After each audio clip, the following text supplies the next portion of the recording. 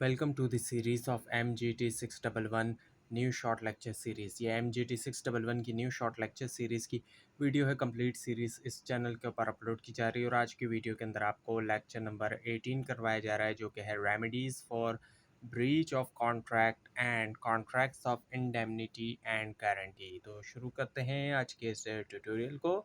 So remedies for breach of contract. So breach of contract होता है जब एक पार्टी फेल हो जाती है परफॉर्म करने में, उसकी जो ऑब्लिगेशन होती है एक कॉन्ट्रैक्ट के अंदर, अब चाहे वो पूरी तौर पर हो या पार्शली तौर पर हो। कॉन्सिक्वेंसेस भी होते हैं ब्रीच ऑफ कॉन्ट्रैक्ट के, और वो ये कि जो इंजर्ड पार्टी है वो सफ़र करती है लॉस या डैमेज, लेकिन कंपनसेशन होता है ऐसी पार्टी के लिए, और लॉ ऑफ कॉन्ट्रैक्ट जो है वो इंश्योर करता है कंपनसेशन या फिर जो स्पेसिफिक रेमेडीज़ होती हैं प्रोटेक्ट करने के लिए इंजर्ड पार्टी के इंटरेस्ट को। So suit for damages under section 73, section 73 के अंडर में हम देखें तो इसमें सूट होते हैं जब कॉन्ट्रैक्ट ब्रीच होता है, तो इंजर्ड पार्टी जो होती है एंटाइटल होती है रिसीव करने के लिए कंपनसेशन। तो अब इसमें जो है वो एक तरफ तो लिक्विडेटेड डैमेजेस होते हैं जो कि प्री डिटरमाइंड अमाउंट होता है, एक पहले से डिटरमाइन कि ये पे किया जाएगा। और नॉमिनल डैमेजेस होते हैं जहाँ पर ये होता है कि एक्चुअली फाइनेंशियल लॉस नहीं होता, एक यानी कि लॉस हो रहा है लेकिन फाइनेंशियली नहीं हो रहा है। जैसे कि अगर प्रॉमिस किया है कि वो 10 पेन डिलीवर करेगा तो उसकी जगह वो 9 डिलीवर कर रहा है, तो कोई फाइनेंशियल लॉस तो नहीं है, लेकिन लॉस इस सेंस में है कि 10 की ज़रूरत है और सिर्फ 9 डिलीवर हुए हैं। सूट फॉर कंपनसेशन है जो कि rightfully rescinding contract entitled to compensation under section 73, और ये है भी सेक्शन 73 के अंडर में। वह जब एक पार्टी जो राइटफुली जो है वो कैंसिल कर देती है कॉन्ट्रैक्ट ब्रीच की वजह से दूसरी पार्टी के, तो वो एंटाइटल है कि कंपनसेशन दिया जाए जो भी डैमेज आए हैं उसकी वजह से। सूट फॉर स्पेसिफिक परफॉर्मेंस भी है। स्पेसिफिक परफॉर्मेंस में यही है कि कोर्ट से कहा जाता है कि ऑर्डर दे डिफ़ॉल्टिंग पार्टी को कि वो परफॉर्म करे प्रॉमिस, ना कि डैमेज दे। और इंजंक्शन बाय कोर्ट भी होता है। सूट फॉर इंजंक्शन एक ऑर्डर होता है कोर्ट की तरफ से जो कि रोकता है एक शख्स को स्पेसिफिक एक्ट करने से। अब suit for performance, specific performance को अगर हम डिटेल में देखें तो इसमें जो है वो स्पेसिफिक इंस्टेंसेस आते हैं स्पेसिफिक परफॉर्मेंस के। तो ये कि when money is not adequate itself. अब ऐसा ये अच्छा ये वही चीज़ है कि जहाँ पर कोर्ट जो है वो उससे कहा जाता है कि ऑर्डर दैट डिफ़ॉल्टिंग पार्टी को कि वो परफॉर्म करे प्रॉमिस, ना कि डैमेज पे करे। वैसा जो है वो इसके जो स्पेसिफिक परफॉर्मेंस के जो इंस्टेंसेस है उसमें ये कि जब पैसा खुद कोई एडिकेट रिलीव नहीं है। एक तो एक ऐसी चीज़ है कि सेल किया जा रहा है रेयर आर्ट वर्क, एक तरफ ये है, और उसके अलावा ये कि जब डिफ़िकल्ट होता है कि असेस किया जाए एक्चुअल लॉस को असेस करना बहुत ज़्यादा जो है वो मुश्किल होता है कि एक्चुअल डैमेज कितना आया है। और उसके अलावा ये कि जब कॉन्ट्रैक्ट के अंदर पर्सनल स्किल्स या एक्सपर्टीज़ वगैरह शामिल होती हैं। और इसके अलावा ये भी है कि जब एक पार्टी जो है वो माइनर होती है, जो मिनिमम जो मेजर एज है उससे कम एज होती है उसमें भी। अब सूट फॉर इंजंक्शन अगर हम देखें, एक इंजंक्शन कोर्ट ऑर्डर होता है जो कि रोकता है एक शख्स को परफॉर्म करने से स्पेसिफिक एक्ट को। और यहाँ पर जो इलस्ट्रेशन है इसके मुताबिक हम देखें तो मिस्टर उमर एक हॉकी प्लेयर हैं जिनका कॉन्ट्रैक्ट ABC क्लब के साथ है कि वो किसी और दूसरे क्लब के लिए नहीं खेलेंगे 1 साल के लिए, लेकिन बाद में वो XYZ क्लब के साथ भी साइन कर लेते हैं कॉन्ट्रैक्ट। तो अब ऐसी सिचुएशन में क्या होगा कि ABC क्लब जो है वो क्या करेगा, उनको रोक सकता है इंजंक्शन के ज़रिए कि वो XYZ क्लब के लिए खेलें, क्योंकि वो पहले ही ABC के साथ कॉन्ट्रैक्ट कर चुके हैं इस वजह से। So contracts of indemnity and guarantees अब हम देखते हैं। सो कॉन्ट्रैक्ट ऑफ इंडेमनिटी जो कि सेक्शन 124 में है, एक कॉन्ट्रैक्ट जहाँ पर एक पार्टी प्रॉमिस करती है कि सेव करेगी दूसरी को लॉस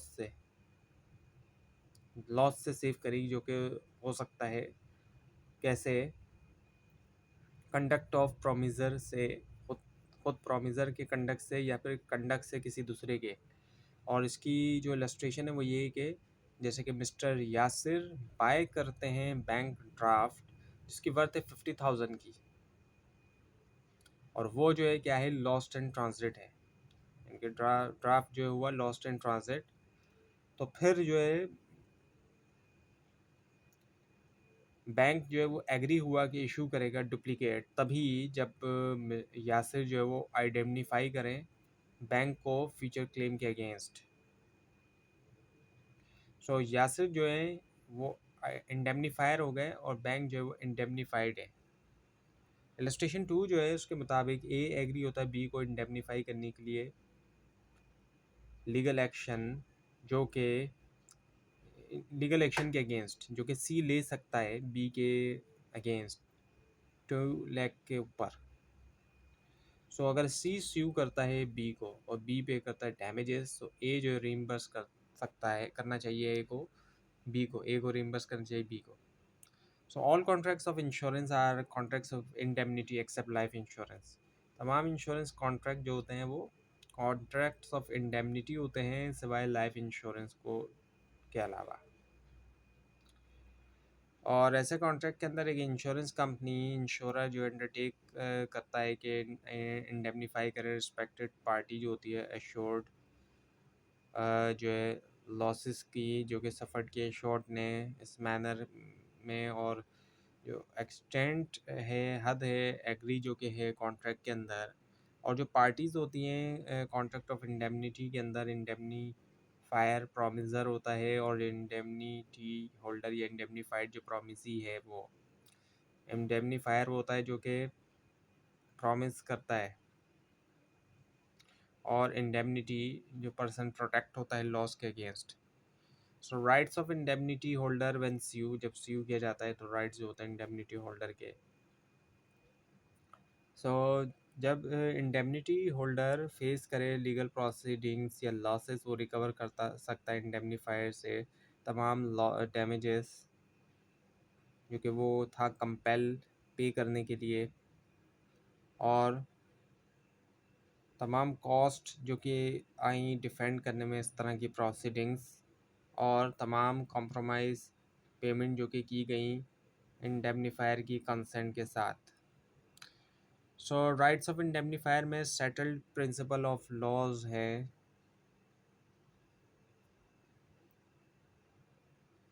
सो कंपनसेटिंग करने के बाद लॉज इंडेमनिटी होल्डर को इंडेमनीफायर जो होता है वो इंटाइटल होता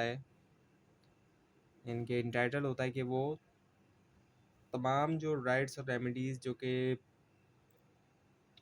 इंडेमनीफाइड पर्सन जो है एक्सरसाइज कर सकता था थर्ड पार्टीज़ के अगेंस्ट। इसके अलावा टाइम ऑफ कमेंसमेंट जो है इंडेमनीफायर्स की लाइबिलिटी का, सो इंडेमनीफायर की लाइबिलिटी शुरू होती है एज सून जैसे ही इंडेमनीफायर जो है वो इनकर करता है एक एब्सोल्यूट लाइबिलिटी, इवन के एक्चुअल लॉस जो है वो अभी तक पे नहीं हुआ।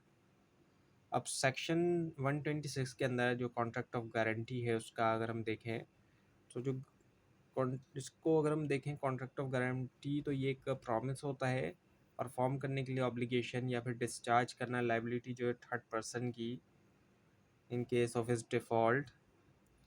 और इसमें जो पार्टीज़ होती हैं इसमें श्योरिटी है ए पर्सन जो कि देता है गारंटी, प्रिंसिपल डेटर जिसकी लाइबिलिटी को गारंटी किया जाता है, और क्रेडिटर पर्सन जिसको दी जा गारंटी दी जाती है, और गारंटी ओरल या रिटर्न दोनों हो सकती है।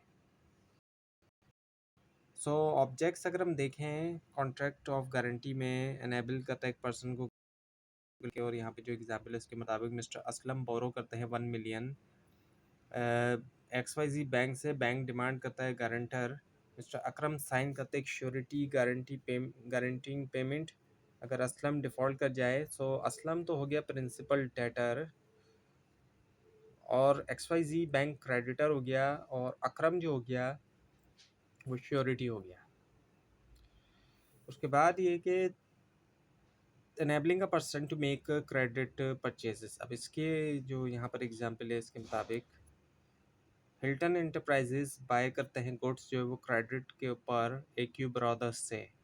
एक्यू जो है वो बोलते हैं गारंटी के लिए। सो मिस्टर सुहेल जो है वो देते हैं गारंटी कि अगर हिल्टन फेल हो जाता है पे करने के लिए तो वो पे करेंगे। तो सुहेल जो है वो क्या है, श्योरिटी है। तो ये थी आज की वीडियो। आपको इस बारे में कोई क्वेश्चन और इसमें कोई मिस्टेक भी दिखाई दे ज़रूर हाईलाइट कीजिए, और इस पूरी सीरीज़ को देखने के लिए और फाइनल एग्जाम्स की प्रिपरेशन के लिए भी इस चैनल को सब्सक्राइब कीजिए, बेल आइकन के ऊपर क्लिक कीजिए। Thanks for watching this video and best of luck.